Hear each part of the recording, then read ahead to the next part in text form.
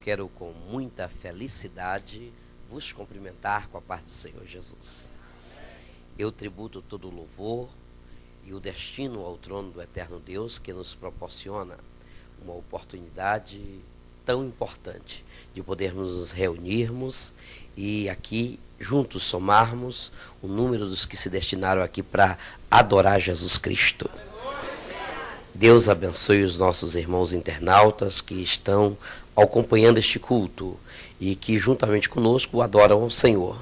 Entendemos que quando nós adoramos a Deus, nós atraímos a glória do Senhor. E a glória de Deus atrai milagres.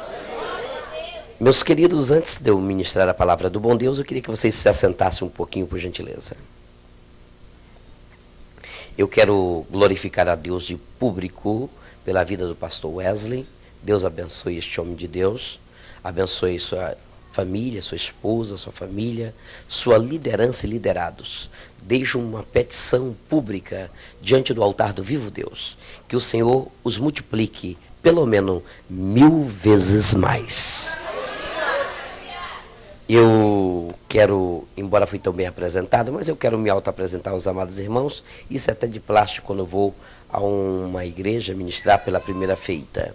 Quero dizer aos irmãos que, como todos vocês, eu sou um presente de Deus e me considero um presente na íntegra com muitos privilégios. Vou tentar enumerar aqui alguns deles. O primeiro privilégio que eu tive foi de poder nascer no berço evangélico. Isto para mim somou muito. E privilégio maior do que esse foi de Jesus ter tido misericórdia e bondade da minha vida, pois ele me sustentou em sua bondosa mão até o dia de hoje, sem nunca permitir eu arredar, tirar o pé de dentro do seu santuário. Minha oração é para que ele me sustente dessa forma até o dia da sua volta, ou ao dia que ele resolva me chamar para o reino de sua glória. Eu não vou dizer para os senhores irmãos que tudo na minha vida começou desde pequeno, senão depois vocês vão querer zombar de mim quando eu for embora. Mas o meu ministério iniciou-se desde minha infância. Desde a minha infância eu trilho a trilha sacerdotal, ministrando a palavra do bom Deus desde os 9 anos de idade. Ainda quando eu tinha 16 anos, tive o privilégio de ir para o internato, onde eu me formei dentro daquele seminário. Quando eu saí daquele seminário, o meu ministério itinerante, que já era existente, naquela ocasião, se tornou mais alargante. Eu lembro-me perfeitamente que, após eu ter saído do seminário, a ter concluído os meus estudos, eu fui ministrar em um congresso de jovens. Eu lembro perfeitamente naquele dia que, após a minha ministração aquela noite, eu conheci a minha amada esposa. E eu lembro perfeitamente que, depois que eu havia ministrado, o culto já havia acabado, a minha esposa olhou para mim, e quando ela olhou para mim naquele dia, ela não resistiu tanta beleza no único homem, irmãos. Eu disse a ela que eu não tinha tempo para namorar, eu tinha tempo para casar. E não é que ela topou? E eu, como um bom pentecostal, não tutubiei. O homem da minha estirpe, quando arruma um casamento, tem que ficar noivo num dia e casar no outro. Vai que a noiva desista, né, irmão? E nos últimos 17 anos e alguns meses de minha história de vida, eu tenho conciliado 3 coisas. Tenho conciliado o meu ministério itinerante, que já era existente, a minha família que o Senhor me dera naquela ocasião e a igreja que o Senhor me confiara o pastoreio. Eu, além de pregador itinerante, sou pastor de igreja, e o pastor já citara aqui. E por que o senhor está nos contando isso, pastor Gilberto? É por causa que eu estou agrupando vocês desde agora na minha agenda de oração.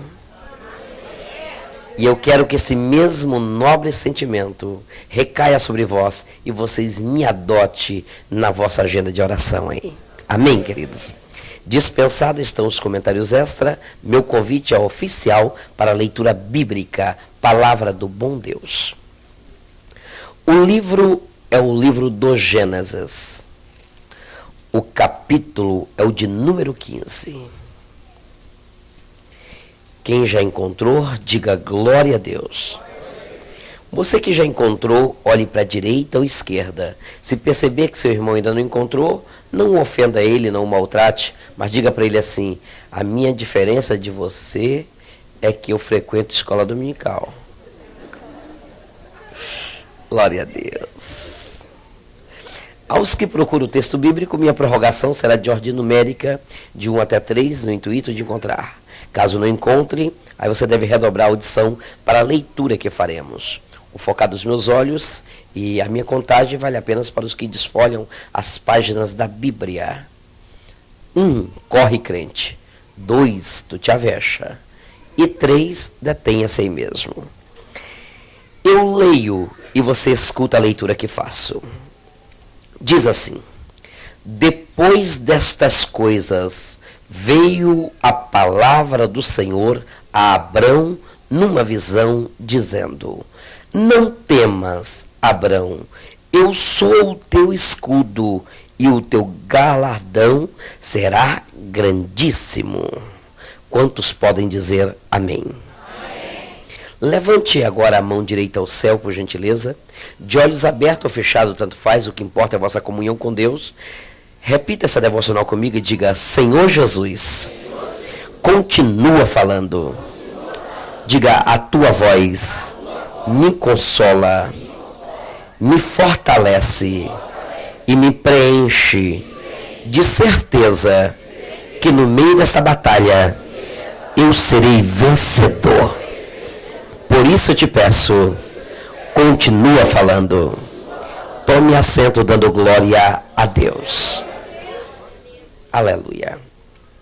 Meus queridos, antes que eu comece a interpretar a exegese bíblica desse texto, eu quero pedir que carinhosamente você aperte a mão do irmão mais bonito que você o encontrar aí. Caso não haja ninguém, segure a mão do irmão que está ao seu lado e olhe para mim. Aproveite que você está segurando a mão dele ou dela e diga assim para ele ou para ela, diga: esta noite não espere coisas pequenas da parte do nosso Deus.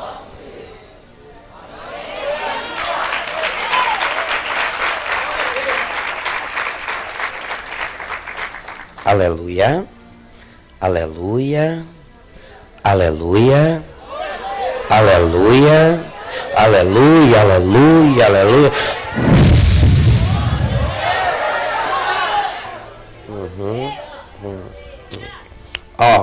Olhe para mim.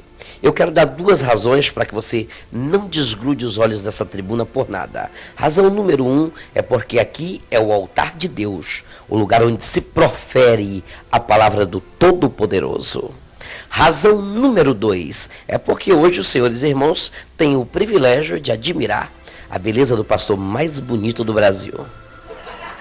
Seu sorriso para mim é um conforto. É como se você estivesse dizendo: é verdade. Olhe para cá.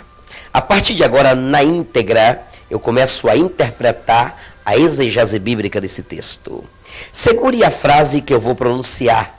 Ela será linha mestra para o meu sermão da noite de hoje. Qual é a frase, pastor Gilberto?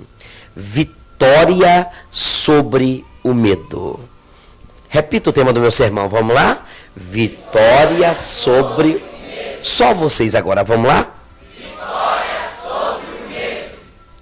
Olhe para mim, queridos, olhe para cá.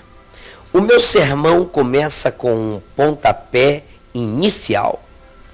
E o pontapé inicial dele é uma indagação. Você já teve a oportunidade de tomar uma decisão na sua vida que pós dias, meses ou ano pós sua decisão, você pairou um dia para refletir? E pós a sua reflexão, você levou a mão à cabeça e no mínimo usou esse termo e disse: poxa, que burrada que eu fiz. Se isso aconteceu com você, você não é o único, você também não é a única. Isto aconteceu com o maior monumento da fé humana, que é o patriarca Abraão. A maior referência humana da fé, que é o patriarca Abraão, aconteceu com ele. A linda e bela história do patriarca Abraão, ela acontece no cenário bíblico a partir do capítulo 12. Os holofotes da Bíblia pairam sobre a biografia de Abraão. E no início desta biografia, ela começa linda pela manifestação do Deus eterno. O Senhor se manifestou a ele. Bendita manifestação.